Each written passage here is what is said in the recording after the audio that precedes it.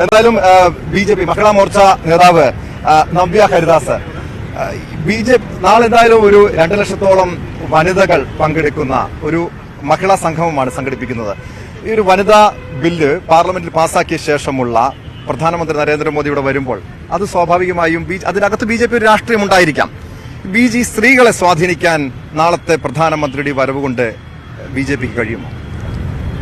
നാളത്തെ ഒരു വരവ് കൊണ്ട് എന്ന് പറയുമ്പോൾ വടക്കുംനാഥന്റെ അങ്കണത്തിലേക്ക് ലോകാരാധ്യനായ പ്രധാനമന്ത്രി എത്തിച്ചേരുന്നത് ഇപ്പോൾ നേരത്തെ നിങ്ങൾ സൂചിപ്പിച്ചു സ്ത്രീപക്ഷ പദ്ധതികൾ. ആ സ്ത്രീപക്ഷ പദ്ധതികൾ കഴിഞ്ഞ 9 വർഷക്കാലം കൊണ്ട് ഏറ്റവും ഉദാത്തമായിട്ടുള്ള രീതിയിൽ നടപ്പിലാക്കിയിട്ടുള്ള ഒരു പ്രധാനമന്ത്രിയാണ്.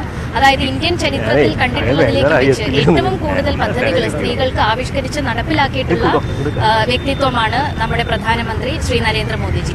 അപ്പോൾ അദ്ദേഹത്തിന്റെ ഈ ഒരു സന്ദർശനം എന്ന് പറയുന്ന സമയത്ത് 2 ലക്ഷം സ്ത്രീകളെ, കേരളത്തിലെ സ്ത്രീകളെ, അവിടെ ജാതി മത രാഷ്ട്രീയ ചിന്തകൾക്ക് അതീതമായിട്ട് കേരളത്തിലെ സമസ്ത മേഖലകളിലുള്ള സ്ത്രീകളെ അഭിസംബോധന ചെയ്ത് സംസാരിക്കുന്നതിനായിട്ടാണ് അദ്ദേഹം എത്തിച്ചേരുന്നത്.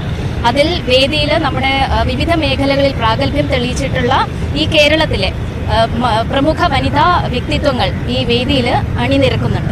BJP പ്രവർത്തകർ മാത്രമല്ല, ഒരിക്കലുമല്ല, BJP പ്രവർത്തകരല്ല. അതിൽ വേദിയിലിരിക്കുന്ന പ്രമുഖ വ്യക്തികളെ നിങ്ങൾക്ക് നോക്കുമ്പോൾ തന്നെ ഏറ്റവും നിഷ്പക്ഷരായിട്ടുള്ള, എന്നാൽ വിവിധ മേഖലകളിൽ ആ സ്ത്രീകളുടേതായിട്ടുള്ള വ്യക്തിമുദ്ര പതിപ്പിച്ചിട്ടുള്ള വനിതകളെയാണ് ഏറ്റവും ഡിഗ്നിറ്ററീസ് ആയിട്ട് നമ്മുടെ പരിപാടിയിലേക്ക് ക്ഷണിച്ചിട്ടുള്ളത്. അതിൽ നടിയും നർത്തകിയുമായിട്ടുള്ള ശോഭനയുണ്ട്, യെച്ചൂർ പശുക്കളുടെ മാതാവ് എന്നറിയപ്പെടുന്ന ശോശാമ്മ അയ്പുണ്ട്, ക്രിക്കറ്റിൽ പ്രാഗൽഭ്യം തെളിയിച്ചിട്ടുള്ള കേരളത്തിന്റെ തന്നെ അഭിമാനമായിട്ടുള്ള മിന്നുമണിയുണ്ട്. അതുപോലെ സ്പോർട്സ്, കലാരംഗത്തും സാംസ്കാരിക രംഗത്തും പ്രാഗൽഭ്യം തെളിയിച്ചിട്ടുള്ള വനിതകളാണ് നാളത്തെ വേദി അലങ്കരിക്കുന്നത്.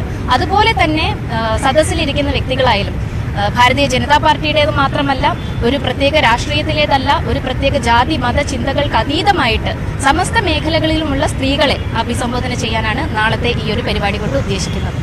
അതുപോലെ തന്നെ ഒരു ഒറ്റ കാര്യം, ഈ പൊതുവെ BJPക്ക് കേരളത്തിൽ വലിയ വനിതകൾ എടുത്തു പറയാൻ ഇപ്പോൾ ഒരു ശോഭാ സുരേന്ദ്രനുണ്ട്. ശോഭാ സുരേന്ദ്രനെ ഒതുക്കാൻ വേണ്ടി BJPയിലെ തന്നെ ഔദ്യോഗിക പക്ഷം ഇടപെടുന്നു എന്നൊക്കെയുള്ള ആരോപണങ്ങൾ വരുന്നു. ഈ ഒരു കാലത്ത് നമുക്കിപ്പോഴും ഒരു BJPക്ക് എടുത്തു കാണിക്കാൻ പറ്റിയൊരു ഫേസ് എന്തായാലും കേരളത്തിൽ ഇല്ലാത്തൊരു പ്രതിസന്ധിയുണ്ട്. അതിനെ എങ്ങനെ തരണം ചെയ്യാൻ കഴിയും?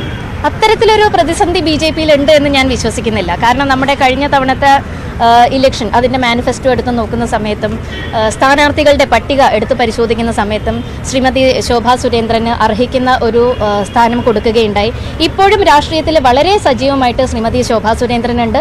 അദ്ദേഹം കോഴിക്കോട് ജില്ലയുടെ, അതായത് ഞാൻ താമസിക്കുന്ന എൻ്റെ സ്വന്തം ജില്ലയുടെ പ്രഭാരി കൂടിയാണ്.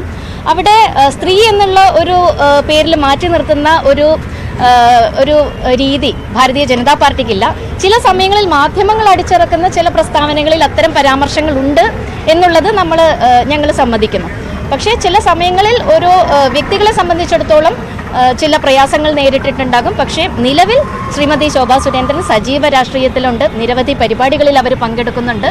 പ്രഭാരി എന്ന നിലയിൽ കോഴിക്കോട് ജില്ലയെ കേന്ദ്രീകരിച്ചുകൊണ്ടുള്ള പ്രവർത്തനങ്ങളും വളരെ ഊർജ്ജസ്വലമായ രീതിയിൽ തന്നെ മുന്നോട്ട് കൊണ്ടുപോകുന്നുണ്ട്.